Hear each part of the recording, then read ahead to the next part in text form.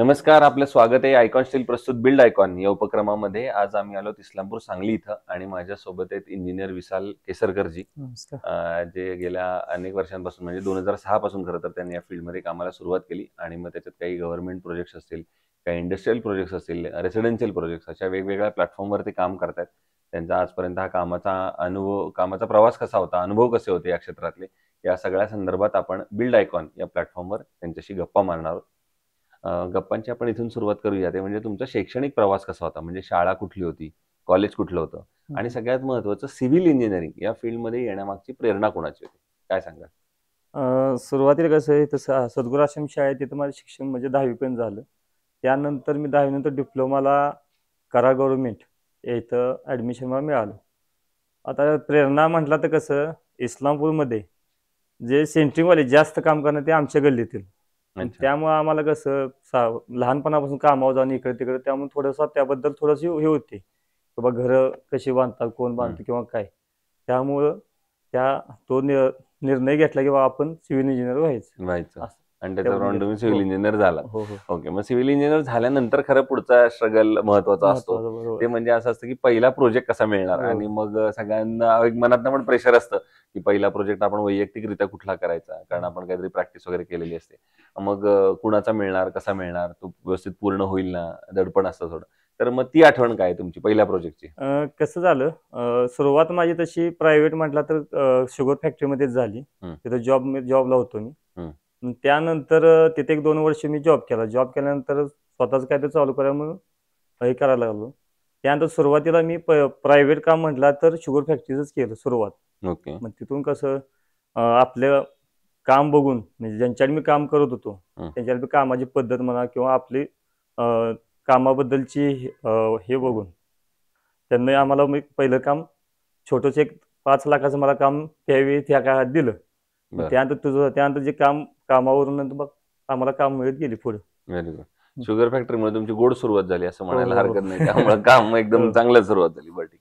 आता येऊया या क्षेत्रातल्या आणखीन काही प्रश्नांकडे. त्यातला पहिला प्रश्न असा आहे, की तुम्ही आता जसं गव्हर्नमेंट आहे, इंडस्ट्रियल आहे आणि रेसिडेन्शियल सगळीकडेच काम करताय.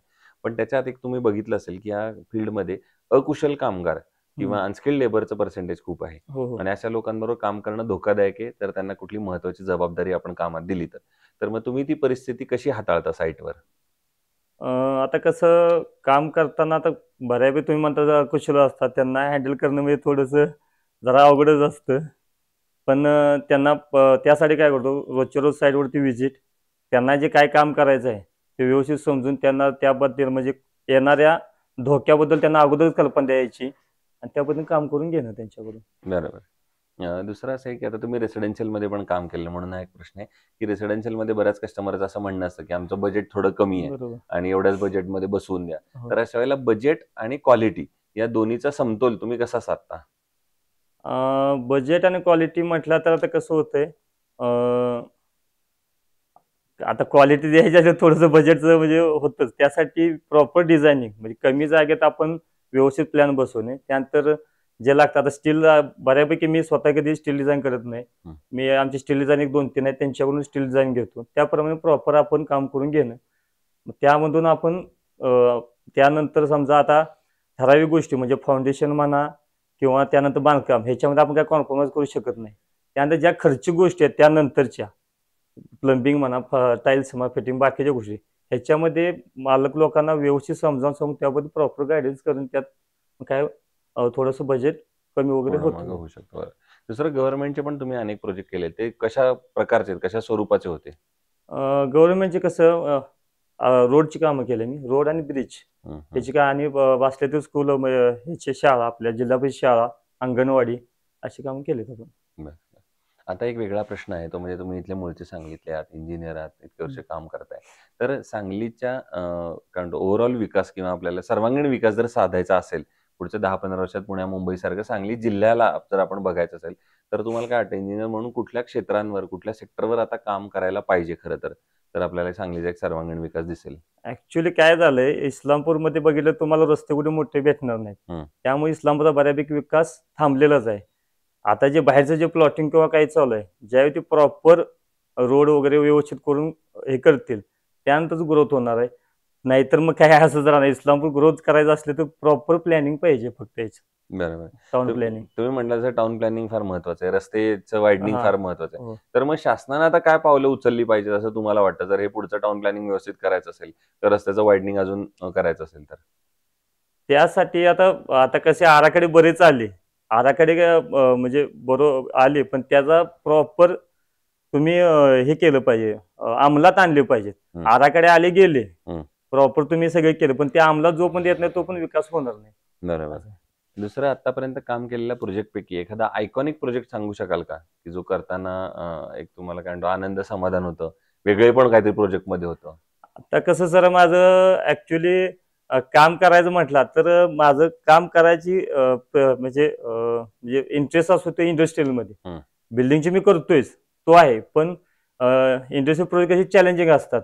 कारण कसं आता शुगर फॅक्टरीमध्ये काम करताना कसं व्हायचं, फाउंडेशन असायचे, त्यानंतर त्याचं ॲक्युरेसी, कारण त्याच्यावरती मशिनरी बसणार असते, पण तो थोडा चॅलेंजिंग जॉब असतो, मग तो करायला मला जास्त आवडतो. तर तसा केलेला एखाद्या जॉबचं काय? आपल्या राजाराम बापू फॅक्टरीचे जवळजवळ कोजनचे बऱ्यापैकी काम आपण केले सर. बरं. त्यानंतर तिथं ETPचं, आता ETPचं काम होतं, म्हणजे पाणी ह्याचं शुद्धीकरणाचं. 75 लाखाचा प्रोजेक्ट होता. त्या कामाला मला 75 दिवसाची मुदत होती.